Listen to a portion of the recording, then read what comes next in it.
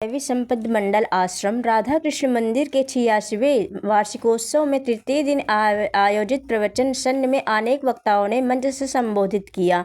कुशल संचालन कर रहे आचार्य नरेश चंद्र शास्त्री जी ने बताया कि ईश्वर के साथ ही ऐश्वर्य आता है।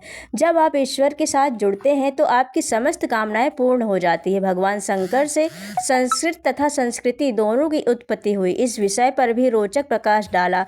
उरई जालौन से पधारी मानस मर्मज्ञ मिथिलेश्वरी देवी ने बताया कि ईश्वर के प्रति समर्पित होने पर निश्चित ही भगवत कृपा प्राप्त होती है। जीवन में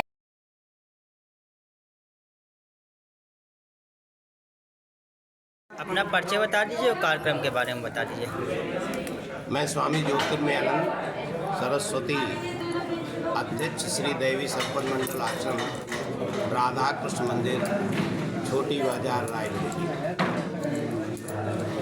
विगत 86 वर्षों से श्री देवी संपद मंडल आश्रम राधा कृष्ण मंदिर में वार्षिक महोत्सव एवं सम्मेलन का कार्यक्रम संपन्न होता चला आ रहा है। उसी क्रम में पुनः इस वर्ष 11 नवंबर से 14 नवंबर तक वार्षिक महोत्सव की तिथियां हैं, जो कार्यक्रम बड़े ही धूमधाम से 11 नवंबर को जिसका शुभारंभ दुर्गा सप्तशती के पाठ और हवन पूजन के साथ आचार्य पंडित नरेश शास्त्री जी के वैदिक मंत्रोच्चारण के साथ जिसका शुभारंभ हुआ और सायंकालीन सत्र में 4 से 8 बजे तक संत और विद्वानों का जो देश के लब्ध प्रतिष्ठित संत और धर्माचार्य पधारे उनके सत्संग का कार्यक्रम संपन्न हुआ।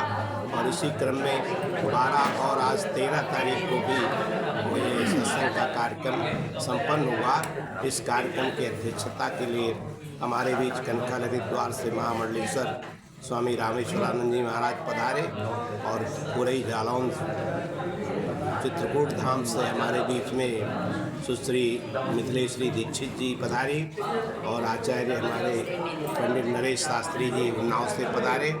और उसी क्रम में हमारे बीच में अपने ही जनपद के गोविंद भाई जी आए, साथ में ही गोपाल शरण जी महाराज का आगमन हुआ। और आज गौरीगंज से हमारे बीच में बाबा श्री रामदेव दास जी का भी आगमन हुआ, उनके दर्शन का लाभ मिला, सत्संग का लाभ मिला। और इसी क्रम में हमारे बीच में आदर्श महामंडलेश्वर श्री स्वामी देवेंद्रानंद गिरी जी महाराज का आज अध्यक्षीय भाषण बड़े ही सुंदर और ओजस्वी भाषा में अवस्था 85 से ऊपर होते हुए भी उन्होंने बड़े उत्साहपूर्वक 1 घंटे तक बराबर अपना वक्तव्य दिया, लोगों को आशीर्वाद प्रदान किया। और कल का जो कार्यक्रम है उसमें कल प्रातः 9 बजे से अपना सुंदरकांड का संगीत में पाठ स्वामी विज्ञानंद जी महाराज की देखरेख में प्रारंभ हो जाएगा, जो 12 बजे तक चलेगा। उसके बाद महाराष्ट्र की श्रद्धांजलि कार्यक्रम 2 बजे तक और 2 बजे से भी भंडारे का शुभारंभ होगा, जिसमें पहले संतों की प्रसादी होती है और फिर सारे भक्त लोग प्रसाद ग्रहण करते हैं। ये कार्यक्रम कल देर तक संपन्न होगा।